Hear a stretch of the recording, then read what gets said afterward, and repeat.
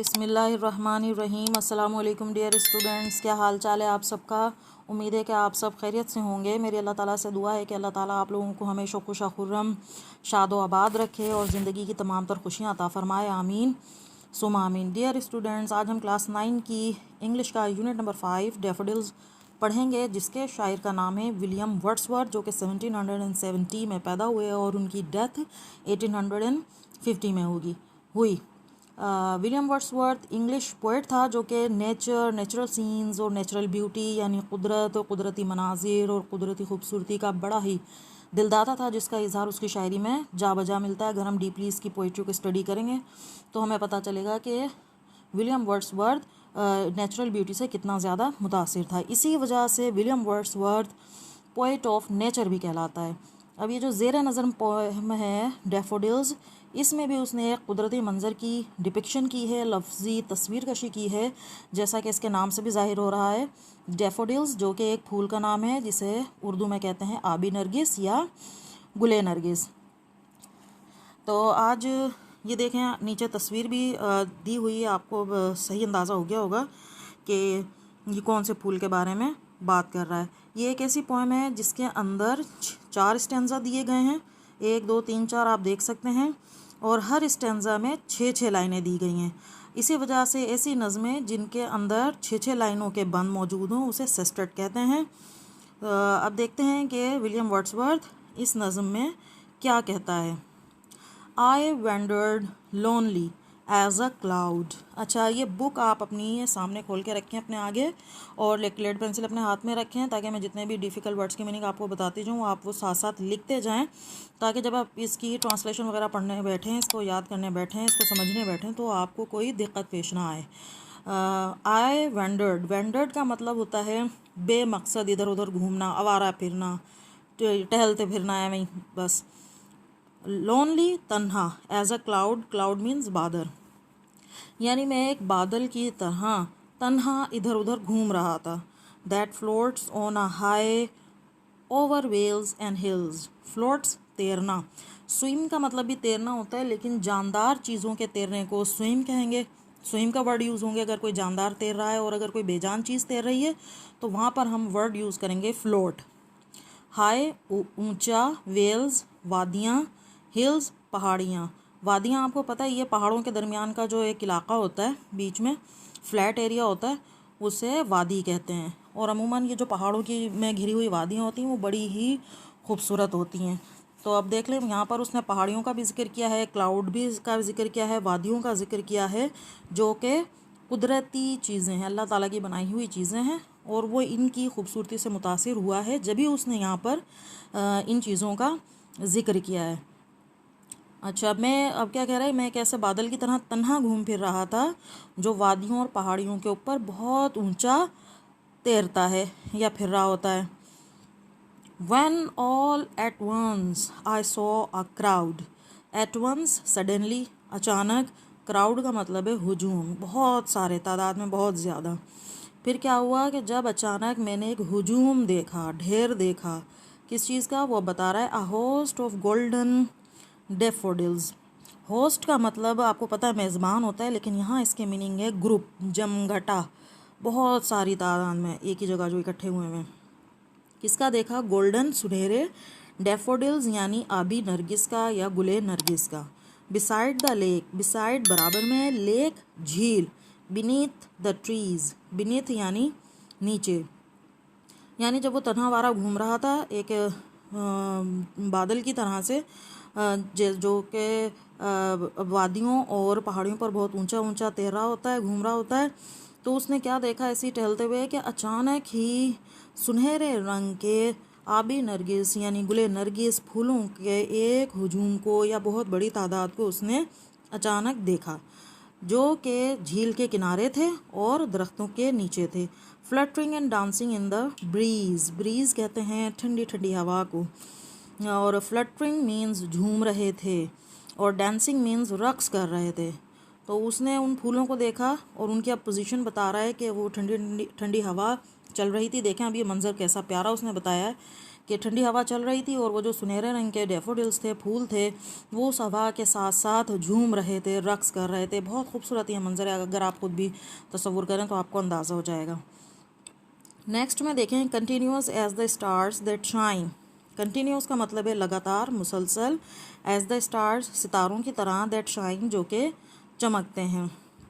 And twinkle on the Milky Way और टिमटिमाते हैं। ट्विंकल का मतलब है टिमटिमाना या चमकना।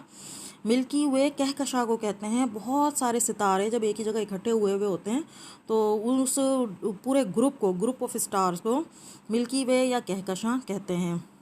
दे stretched in never ending line. They stretched वो फैले हुए थे, इन नेवर एंडिंग लाइन कभी ना ख़त्म होने वाली कतार में। Along the margin of a bay. Margin का मतलब है किनारे किनारे, साथ साथ, या उसके किनारे किनारे मार्जिन का इसका मतलब होगा। बे का मतलब झील, लेक। ऊपर लेक का वर्ड यूज़ किया और नीचे झील के लिए दूसरा वर्ड उन्होंने यूज़ किया है बे, और ये दोनों के दोनों सिनोनिम्स हैं, यानी हम माना अल्फाज हैं। और नॉर्मली एग्जाम में पूछ लिए जाते हैं कि लेक का सिमिलर वर्ड कौन सा है, सिनोनिम कौन सा है, तो आपको याद होना चाहिए दूसरा वर्ड है इसका बे। 10,000 सौ, 10,000 देखे, आए मैंने, एट अ ग्लैंस एक नज़र में। एक उचटती हुई मैंने नज़र डाली उन सारे फूलों को और मैंने अंदाज़ा लगाया कि ये तादाद में 10,000 हैं। टॉसिंग देयर हेड्स जो पटक रहे थे अपने सर, टॉस कर रहे थे। इन स्प्राइटली डांस। स्प्राइटली का मतलब है खुशी से, डांस रक्स कर रहे थे, यानी वो पूरा मंजर उसने बता दिया है। क्या कह रहा है कि ये फूल जो गुले नरगिस है ना, एक कहकशां में मौजूद सितारों की तरह बेशुमार थे, यानी गिन नहीं सकते थे हम उनको। जो रात के वक्त आसमान पर चमकते हैं, टिमटिमाते हैं। कहकशां में इतने सारे सितारे होते हैं जिनको गिनना मुमकिन नहीं है। और वो जो फूल हैं जो झील के किनारे कभी ना ख़त्म होने वाली कतार में फैले हुए थे, वो भी ऐसे ही बेशुमार ही थे। फिर क्या कहता है कि मेरा अंदाज़ा है कि जिन फूलों को उसने एक नज़र में देखा है ना, वो तादाद में 10,000 थे, और वो ठंडी हवा में ऐसे झूम रहे थे जैसे खुशगवार मूड में डांस कर रहे हों, रक्स कर रहे हों। अब देखते हैं इसके थर्ड स्टैंजा में क्या कह रहा है वो।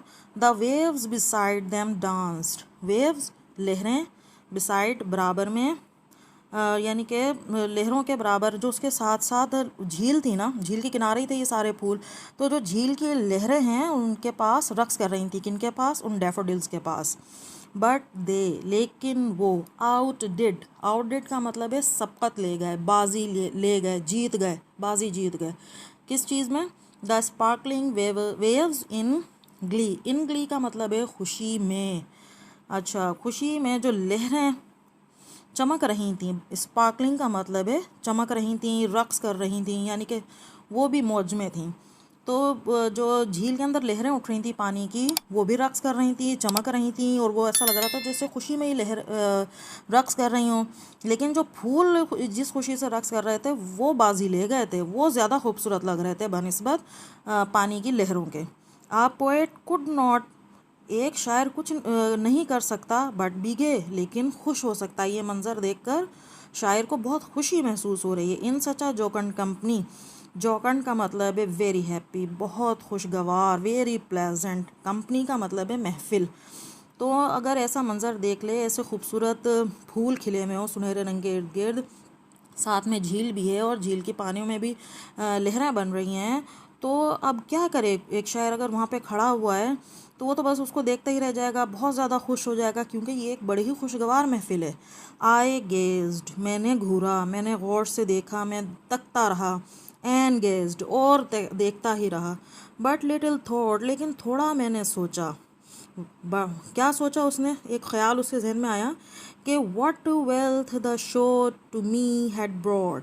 व्हाट वेल्थ, कैसी दौलत, द शो टू मी, मुझे दिखाई है, हैड ब्रॉड, जो यहाँ पर आई है या नज़र आ रही है। यानी इसको आसान अल्फाज में एक मफहूम हम जो बनाएंगे हुए तो वो ये है कि झील के पानी की लहरी में लहरें भी खुशी में, जो फूल थे ना उनकी तरह रक्स कर रही थी, लेकिन जो वो फूल थे डैफोडिल्स, वो खुशी और ख़ूबसूरती में उन पानी की लहरों से बाजी ले गए, सबकत ले गए, वो ज़्यादा खूबसूरत लग रहे थे। और इस खुशगवार महफिल में शायर जो है बहुत ज़्यादा खुशी भी महसूस करता है, इसीलिए वो उन फूलों को वहाँ खड़ा होकर काफ़ी देर तक देखता रहता है, तकता ही रहता है। फिर शायर ये कहता है कि उस वक्त वो ये नहीं जानता था कि आइंदा ज़िंदगी में ये मंज़र उसके लिए कितनी बड़ी दौलत साबित होगा। अब ये देखें अगला लास्ट इसका स्टेंजा है, stanza number 4। For oft, oft often का शॉर्ट फॉर्म लिखा हुआ है अक्सर। अक्सर या बाज़ औक़ात क्या होता है, व्हेन ऑन माई काउच आई ले, जब मैं अपने बिस्तर पर लेटा होता हूँ, आई ले मैं लेटता हूँ, काउच बिस्तर पर, इन वैकेंट खाली, और इन पेंसिव मूड, और सुस्त या उदास मूड के साथ, यानी जब उसको कभी भी उदासी होती है और उसका जहन कुछ काम नहीं कर रहा होता, जहन खाली होता है, और जब कभी भी वो अपने बिस्तर पर लेटा होता है अक्सर औक़ात, तो क्या होता है, दे flash upon that inward I, they flash वो चमकते हैं, अपॉन दैट इनवर्ड आई मेरे अंदरूनी नज़र में, यानी वो उसके बारे में सोचना शुरू कर देता, उसके जहन में वही मंज़र आ जाता है डैफोडिल्स का, या वही ख्याल उसके जहन में आ जाता है। Which is the bliss of solitude, bliss का मतलब है नेमत, ब्लेसिंग, सॉलिट्यूड, सॉलिट्यूड यानी तन्हाई, वो जो कि तन्हाई की एक नेमत है, या तन्हाई में मेरा साथी है, मेरी उदासी को दूर करने वाला वो मंज़र है जो मैंने झील के किनारे सुनहरे रंग के फूलों को खिलते हुए, डांस करते हुए, झूमते हुए देखा था। And then my heart with pleasure fills भर जाता है, विद प्लेजर खुशी से। तो फिर जब वो तसव्वुर उसके जहन में आता है ना, जब वो दोबारा उन डैफोडिल्स के बारे में सोचना शुरू कर देता है, तो उसकी जो उदासी है वो ख़त्म हो जाती है और उसका दिल जो है खुशी से भर जाता है। And dances with the daffodils, और मेरा दिल, अपने दिल की कैफियत वो बता रहा है कि वो भी उन सुनहरे डैफोडिल्स यानी गुले नरगिस के साथ साथ नाचना शुरू कर देता है।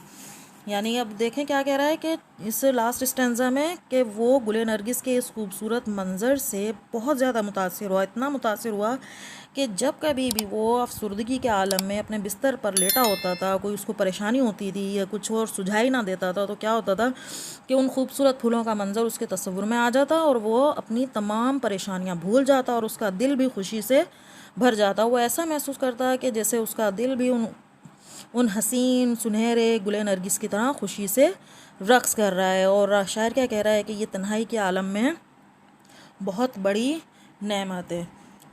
होप ये तमाम की तमाम स्टेंजाज आपको अच्छी तरह से समझ में आ गए होंगे।